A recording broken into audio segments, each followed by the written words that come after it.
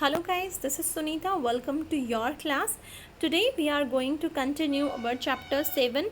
We have done the chapter up to here and now we are going to read it further. Dear Father in heaven, the nurse sobbed hysterically. It's come alive. Now the nurse was crying, crying uncontrollably. Of course, initially she was crying because of that sorrow, but now she was uncontrollably happy, and it's come, and she was just talking about the alive child. Andrew handed her the child. He felt weak and dazed about him, and the room lay in a shuddering litter. Blankets, towels, basins, soiled instruments, the hypodermic syringes impaled by its point in the linoleum. Now here the whole situation has been described. What was the situation of the room after the delivery? The child was fine, the mother was fine, but what was the situation of the room? The ever knocked over जो जग है वो लुढ़का पड़ा था. The kettle of its side on its side in a puddle of water. The kettle had some water. Upon the huddled bed, the mother still dreamed. The mother was still unconscious, and she didn't came to conscious even. Her way quietly through the anesthetic. The old women still stood against the wall. The old women was still there against the wall, but now her gestures were different, but her hands were together. Her lips moved without sound. She was praying. Initially, her hands were holding her throat and she was not able to utter even a single voice, but now she was praying and her hands were together. Mechanically, Andrew wrung out of his sleeves, and then he unfolded his sleeves, pulled on his jacket. He pulled on his jacket. I'll fetch my bag later, nurse. He said to the nurse that I'll take my bag later. He went downstairs through the kitchen into the scullery. Scullery is a room where the dishes can be washed, जहाँ पे बर्तन वगैरह साफ करते हैं. This is a kind of room. His lips were dry because he did hard labor, so his lips were dry, and moreover he was very nervous. At the scullery, he took a long drink of water and उसने बहुत सारा पानी पिया वहाँ पे. He reached for his hat and coat. He took his hat and coat. Outside, he found Joe Morgan standing on the pavement with a tense, expectant face. And in the pavement, Joe Morgan, from night till morning, he was just pacing there up and down, and he found Joe Morgan there. He had an expectant face, means hopeful face. He was expecting a good news. All right, Joe, he said thickly. The tone was hard to understand. Both all right. It was quite light, nearly 5 o'clock, and now क्या है, time हो चुका था. It was more that the time later than dawn. जो time हो गया है वो मॉर्निंग का हो गया है. You could see the things, so it was not dark. A few miners were already in the streets, the first of the night shift moving out. As Andrew walked with them, he spent and slow. His footfalls echoing with the other.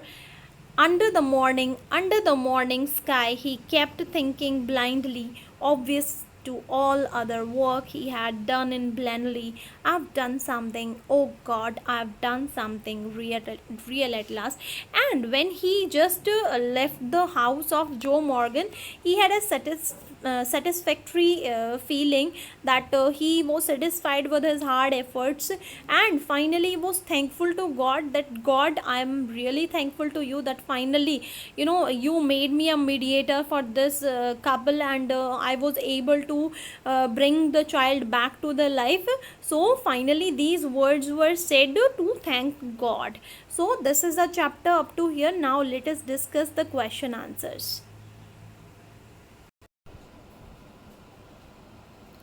Here is our first question. Our first question is, I've done something, oh God, I've done something real at last. Why does Andrew say this? What does it mean? So first question, the answer for the first question is, Dr. Andrew uttered these words after he was able to bring an almost stillborn child, means lifeless child, back to life.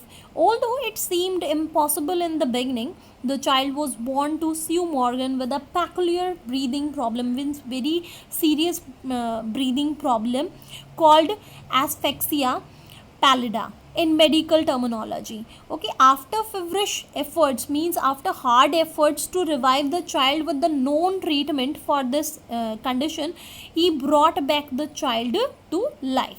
He spoke these words out of a deep satisfaction on achieving the seemingly impossible task. He had been able to apply his medical knowledge and skill to revive a newborn child, which was a great achievement for him. So he felt that God had used him as a medium to grant life to child, and Andrew acknowledged this with his words. So our first question is done. Now it's time to discuss the second question, and our second question is, there lies a great difference between textbook medicine and the world of practicing physicians. So discuss. So of course, from a long time we have been hearing that there is a lot of difference between theory and practice. This is true. Theoretical information gathered from books does not provide solutions to all the problems. So the medical textbook provides information about the treatment of various diseases. But at a time, doctors, they face dilemma which cannot be solved by any theory. In chapter also we have seen Dr. Andrew undergoes the same experience when the mother and the son, they both needed urgent care, but he had a dilemma. No textbook could help him that who should be attended first, but the doctor reacted immediately, and he first saved the mother and then the child. He treated the mother with the traditional treatment and the child with a mixture of traditional and intuitive, means creative treatment. The net result was the both survived and his efforts were successful. So if Dr. Andrew would have gone by the textbook, and he might not have been able to save the mother as well as the child.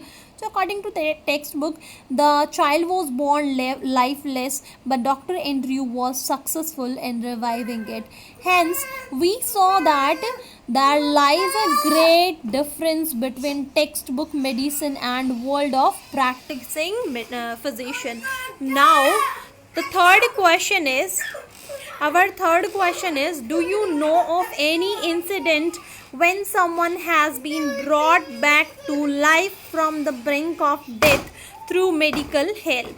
So discuss medical procedures such as organ transplant and organ regeneration that are used to save human life. So in this question the answers can be different, but here I would like to talk about the organ transplantation. Like in case of heart, liver and kidney, and lungs and bone marrow, these are some organs which can be transplanted. Of course, these transplantation can bring a person back to life. So the things are done, all the questions are done. I hope the chapter is very clear to you, and the answers are also very clear to you. Thank you and have a nice day.